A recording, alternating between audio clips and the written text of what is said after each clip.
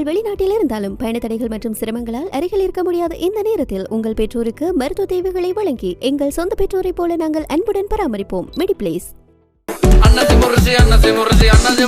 பாட்டி, நீ இப்படி உட்காந்துக்கிறத பாக்குறப்ப கேவலமா இருக்கு.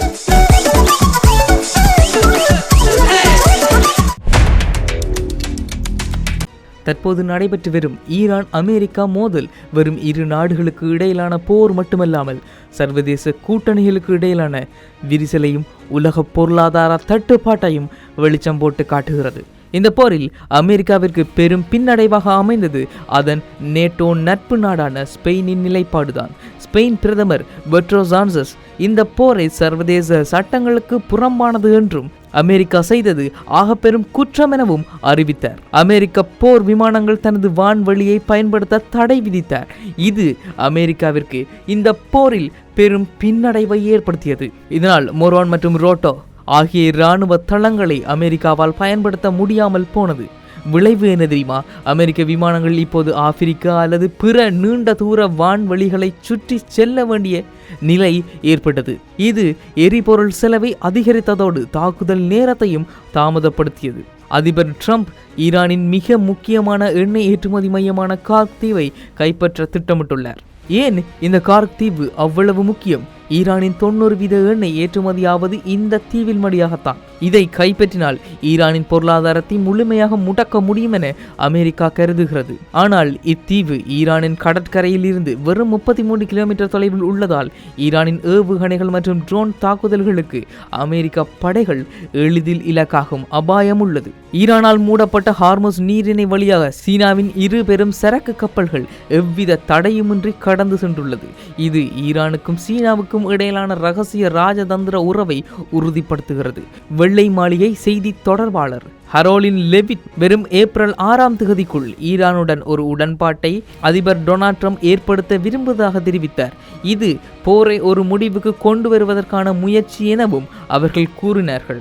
ஆனால் இந்த பேச்சுவார்த்தைக்கு அமெரிக்கா வருவது என்பது ஒரு சாதாரணமான விடயமாக கருதப்படாமல் இது அமெரிக்காவின் தோல்வி என பலர் சொல்லி வருகின்றதில் எந்த மாற்று கருத்தும் இருக்க முடியாது.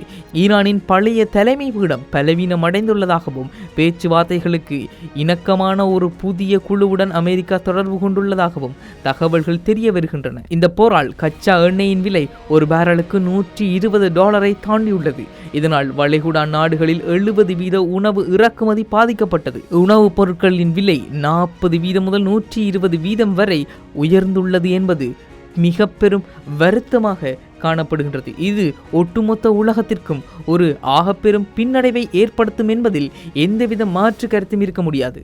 அமெரிக்கா தனது இராணுவ வலிமையால் ஈரானின் எண்ணெய் வளங்களை குறிவைத்தாலும் ஸ்பெயின் போன்ற நட்பு நாடுகளின் எதிர்ப்பு மற்றும் உலகளாவிய பொருளாதார சரிவு ஆகியவை ட்ரம்பின் நிர்வாகத்திற்கு பெரும் நெருக்கடியை கொடுத்துள்ளது என்பதில் எந்த மாற்று கருத்தும் இருக்க முடியாது. ஏப்ரல் 6ஆம் தேதி நிர்ணயிக்கப்பட்டுள்ள காலக்கெடு உலக அரசியலில் ஒரு முக்கிய திருப்புமுனையாக அமையும் என்பதில் எந்த மாற்று கருத்தும் இருக்க முடியாது. வெள்ளை மாளிகை செய்தி தொடர்பாளர் கரோலின் லெவிட் இன்று விடுத்த அறிக்கையில் ஈரான் தனது நிலைப்பாட்டை மாற்றிக்கொண்டு உடன்பாட்டிற்கு வர ஏப்ரல் 6ஆம் தேதிதான் இறுதி நாள் எனவும் அமெரிக்கா நிர்ணயித்துள்ளதாக தெரிவித்தார். அன்றைய தினத்திற்குள் உடன்பாடு எட்டப்படாவிட்டால் ஈரானின் சிவில் எரிசக்தி மற்றும் நீர் உட்கட்டமைப்புகள் மீது பேரழிவு தாக்குதல்கள் ஏற்படுத்தப்படும் என எச்சரிக்கை விடுத்துள்ளது. மார்ச் 4 முதல் ஈரானால் ஹார்முஸ் நீரிணை முடக்கப்பட்டதன் விளைவாக சர்வதேச எரிசக்தி முகாமை இதனை உலக வரலாற்றிலேயே மிகப்பெரிய எரிசக்தி விநியோக தடை என்று அறிவித்துள்ளது. எண்ணெய் விலை உயர்வு என்பது மிகப்பெரிய அளவில் ஒட்டுமொத்த உலகையும் மாற்றி உள்ளது என்பதில் எந்த மாற்று கருத்தும் இருக்க முடியாது. இஸ்ரேலிய பிரதமர் பெஞ்சமின் நெதன்யாகு ஈரானின் தற்போதைய ஆட்சி முறை இராணுவ தாக்குதலால் அல்லாமல் உள்நாட்டு ரீதியாக சிதையும் என்று நம்பிக்கை தெரிவித்துள்ளார். அதாவது ஈரானின் உள்கட்டமைப்புகள் ஈரானின் ஒட்டுமொத்த ஆட்சி மாற்றம் என்பது ஈரானிய மக்களாலேயே ஏற்படுத்தப்படும் என பெஞ்சமின் நெதன்யாகு நம்பிக்கையுடன் தெரிவித்து இருப்பதை உலகம் எப்படி பார்க்கின்றது என்றால், பெஞ்சமின் நெதன்யாகுவும் அமெரிக்க அதிபர் டொனால்ட் ட்ரம்பும் ஒரு தாக்குதலை நடத்தினால், ஈரானின் அதி உயர் தலைவரை கொன்றுவிட்டால் ஈரானின் உட்கட்டமைப்புகள் சிதைந்துவிடும், அங்கு ஆட்சி மாற்றம் ஏற்படும் என்ற நம்பிக்கையில் இந்த போரை ஆரம்பித்தனர்கள். ஆனால் இந்த போர் இன்று வரை தொடர்கின்றது என்றால் அங்கு எந்தவித ஆட்சி மாற்றமும் இல்லை. தலைவர்கள் இறந்தால் அந்த தலைமை பீடத்தை நிரப்புவதற்கு வேறொரு தலைவன் வருகின்றான் என்பதனால் ஈரானை வீழ்த்துவது என்பது மிகவும் கடினமான விடயம் என உலக போரியல் ஆராய்ச்சியாளர்கள் தெரிவித்து வருகின்றனர். ஸ்பெயின் தனது வான்வெளியை அமெரிக்க போர் விமானங்களுக்கு தடை செய்ததால் அமெரிக்காவின் 82வது வான்வெளி படை மாற்று பாதைகளை பயன்படுத்தி வருகிறது. இது அமெரிக்க இராணுவத்தின் தரைவழி தாக்குதல் திட்டங்களுக்கு பெரும் சவாலாக அமைந்துள்ளது. அதிபர் ட்ரம்ப் ஈரானின் எண்ணெய் முனையமான கார்க் தீவை கைப்பற்றுவது குறித்து இன்னமும் இறுதி முடிவு எடுக்கவில்லை என்றாலும் அதை மிக எளிதாக எங்களால் செய்ய முடியும் என்று மீண்டும் வலியுறுத்தியுள்ளார். ஆனால் இந்த தீவை கைப்பற்றினால் அமெரிக்க படைகள் அங்கு நீண்ட காலம் தங்கியிருக்க வேண்டி இருக்கும் என்பதால் இது அதிக உயிர் சேதங்களுக்கு வழிவகுக்கும் என இராணுவ ஆய்வாளர்கள் எச்சரிக்கின்றனர். இதனால் தான் அமெரிக்க மக்கள் டொனால்ட் ட்ரம்பிற்கு எதிரான போராட்டத்தை முன்னெடுக்கின்றனர். இப்பொழுது அமெரிக்க மக்கள் டொனால்ட் ட்ரம்பின் இறுதி மகனை போர்க்களத்துக்கு அனுப்பு என பதாகைகளை தூக்கி கொண்டு வீதியில் இறங்கி போராட ஆரம்பித்து விட்டனர். டொனால்ட் ட்ரம்பிற்கு எதிரான போராட்டம் அமெரிக்காவில் வலுப்பெற ஆரம்பித்து விட்டது. பல மில்லியன் கணக்கில் மக்கள் அமெரிக்க அதிபர் டொனால்ட் ட்ரம்பிற்கு எதிரான போராட்டத்தில் இறங்கிவிட்டனர். டொனால்ட் ட்ரம்பிற்கு எதிரான இந்த போராட்டம் இந்த போரில் எந்த மாற்றத்தை ஏற்படுத்த போகின்றது, எந்த பாதிப்பை ஏற்படுத்த போகின்றது என்ற கேள்வி மட்டும்தான் இன்று உலகம் முழுவதும் பரவி கிடக்கின்றது. அமெரிக்காவின் வால் ஸ்ட்ரீட் ஜேர்னல் செய்தியின்படி ஈரானிடம் உள்ள 1000 பவுன் யுரேனியத்தை கைப்பற்ற அமெரிக்க சிறப்பு படைகள் ஒரு மின்னல் வேக தரைவழி தாக்குதலை நடத்த திட்டமிட்டு வருவதாக கூறப்படுகின்றது. இது ஈரானை அணு ஆயுதமற்ற நாடாக மாற்றும் முயற்சி என அவர்கள் குறிப்பிடுகின்றனர். அப்படி அமெரிக்க படைகள் ஈரானின் எல்லைக்குள் புகுந்தால் அமெரிக்காவிற்கு அது பேரழிவாக மாறும் என அமெரிக்க மக்களே அதற்கு எதிர்ப்பு தெரிவிக்கின்றனர்.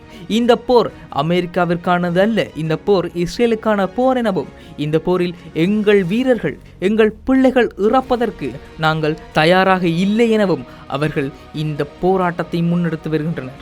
இது எப்படியான விளைவுகளை ஏற்படுத்த போகின்றது? அடுத்த கட்டம் இந்த போர் எதை நோக்கி செல்ல போகின்றது? இவைதான் இன்று ஒட்டுமொத்த உலகத்தின் ஆகப்பெரும் கேள்வியாக மாறியுள்ளது. அமெரிக்கா தனது 82வது வான்வெளி படை உள்ளிட்ட 10,000த்திற்கும் மேற்பட்ட வீரர்களை குவித்திருந்தாலும் ஈரானின் நிலப்பரப்பு மற்றும் அதன் மறைமுக போர் முறைகள் ஒரு நேரடி தரைவழி தாக்குதலை அமெரிக்காவிற்கு பெரும் சவாலாகவே மாற்றியுள்ளது.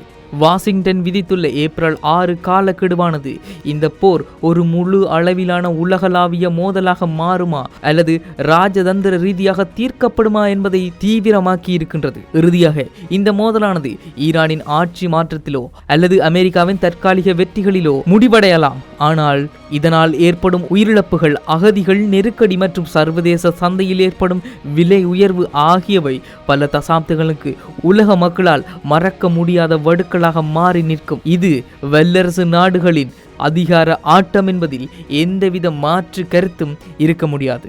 உலகிலேயே மிகப்பெரிய வல்லரசு நாடு இப்படிப்பட்ட செயற்பாடுகளை செய்வதன் மூலமாக தன்னை தானே அழித்து கொள்ள போகின்றதா என்ற கேள்விதான் ஒட்டுமொத்த உலகமெங்கும் எழும்பியுள்ளது. இந்த போர் அடுத்த கட்டம் எந்த நிலையை அடைய போகின்றது? முழு அளவிலான பிராந்திய மோதலாக மாறப்போகின்றதா? முழு அளவிலான இராணுவ நடவடிக்கையாக மாறப்போகின்றதா? இது என்ன விளைவுகளை ஏற்படுத்த போகின்றது? பொறுத்திருந்து பார்ப்போம். இது IBC தமிழ்.